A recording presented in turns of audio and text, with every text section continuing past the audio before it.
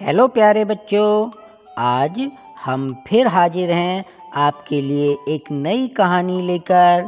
कहानी का नाम है मेट्रो की सवारी।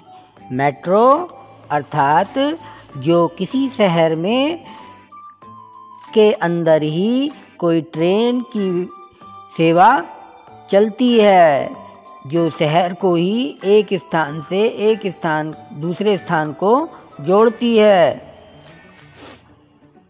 तो आइए सुनते हैं आज की कहानी।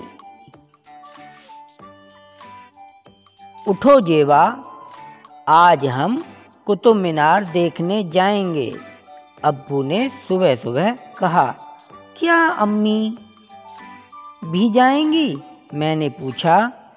अगर काम निपट गया तो जरूर जाएंगी, अम्मी हमेशा काम करती रहती हैं, मैंने शिकायत की। हम कैसे जाएंगे? मेट्रो में, अब्बू ने कहा। ये देखो मेट्रो स्टेशन का नज़ारा। सूट बूट और काले चश्मे पहने एक आदमी को प्लेटफार्म पर पहुंचने की बड़ी जल्दी है। माफ़ कीजिए, जरा हटिए, कहता हुआ वह तेजी से चलती हुई सीढ़ियों पर भाग रहा है। हम इन जादुई सीढ़ियों पर ऊपर और ऊपर चढ़ते जा रहे हैं। मुझे लगता है जैसे यह सीढ़ियाँ मुझे निगल जाएंगी। हमारे गांव में तो ऐसी सीढ़ियाँ नहीं हैं। मेट्रो प्लेटफॉर्म पर आ चुकी है। मैंने ड्राइवर को देखने की कोशिश की। जब मैं बड़ी हो जाऊंगी तो मैं भी मेट्रो रेल चलाऊंगी। चमकीले दरवाजे अपने आप खुल गए। Sir sir. इन दरवाज़ों को कैसे पता चलता है कि कब खुलना है और कब बंद होना है? मैं और अब्बू अंदर चले आए और मुझे ठंड सी लगी। Kit kit kit kit kit kit kit kit kit. दरवाजे बंद हो रहे हैं, एक आवाज ने कहा। यह मेट्रो एक लंबे सांप की तरह है।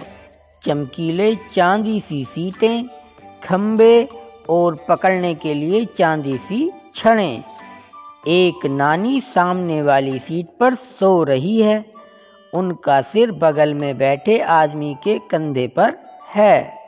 उस आदमी ने उन्हें जगाया नहीं, बस मुस्कुरा दिया और दोबारा अखबार पढ़ने लगा। मेट्रो चल दी। अब्बू देखिए, यह कांच की इमारत कितनी ऊंची है। इसमें आते जाते लोग तो चींटियों जैसे लगते हैं।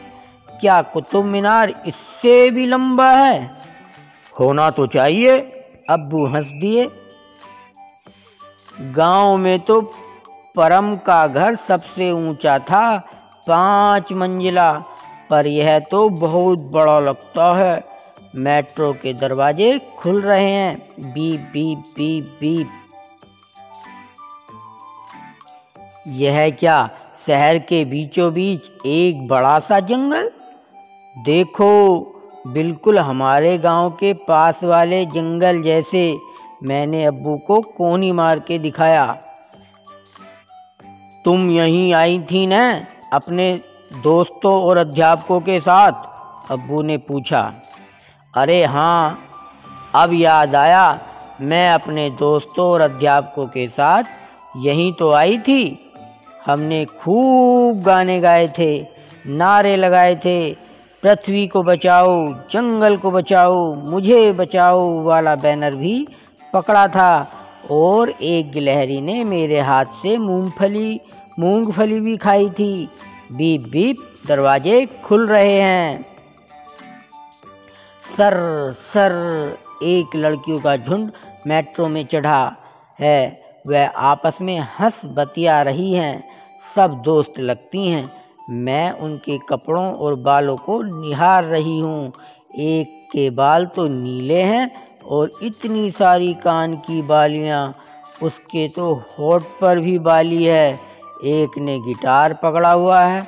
वह सब गाने लगती हैं, बाकी सब तालियां बजाते हैं। बीप बीप दरवाजे फिर खुल रहे हैं। सर सर कुछ और लोग मेट्रो पर चढ़ते हैं।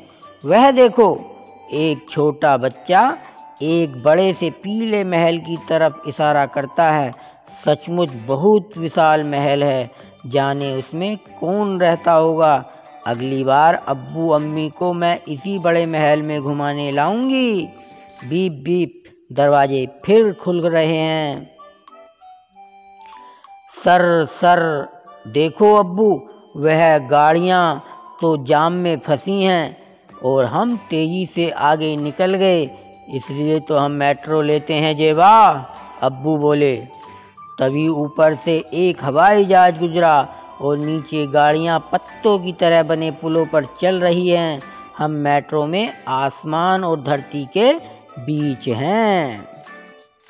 सर सर कुछ लोग उतरे पर कहीं ज़्यादा लोग चढ़े हैं।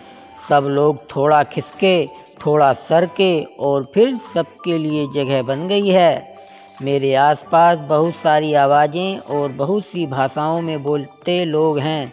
एक माँ अपने बच्चे के साथ आई है। उनके पास बैठने को जगह नहीं है। अब्बू ने उन्हें अपनी सीट दे दी। अचानक दिन रात में बदल गया। हम जमीन के नीचे हैं। चारों तरफ कांच में सिर्फ लोगों के प्रतिबिंब दिख रहे हैं। यह किसी गुप्त गुफा की तरह लग रहा है, जिसमें बहुत सी तारें और दीवार है। एक आदमी जो देर से फोन पर चिल्ला रहा था बोला, हेलो हेलो। लगता है उसका फोन नहीं चल रहा। बीप बीप दरवाजे खुल रहे हैं। बीप बीप हरी बत्तियां जल उठी हैं। मैं ड्राइवर के केबिन की ओर जा रही हूँ। मैं मेट्रो से उतरी और आगे भागी आराम से। अब्बू पीछे पीछे आए। सलाम वालेकुम अम्मी। अम्मी ने अपनी सफ़ेद बेदाग वर्दी और टोपी पहन रखी है। वालेकुम अस्सलाम जेबा। केबिन में दर्जनों बटन हैं। पता नहीं अम्मी को कैसे याद रहता है कब कौन सा बटन दबाना है। क्या आप हमारे साथ आएंगी? मैंने पूछा। अम्मी ने हाँ में सिर हिलाया। फिर एक बटन दबाया और केबिन का दरवाज़ा खोल बाहर आ गईं। अम्मी, आपने कितना अच्छा चलाया, इतनी तेज़ और एक भी झटका नहीं, और आपने हर किसी के चढ़ जाने का इंतज़ार भी किया। आगे बढ़ने से पहले अम्मी हंस दी और मुझे गले लगा लिया।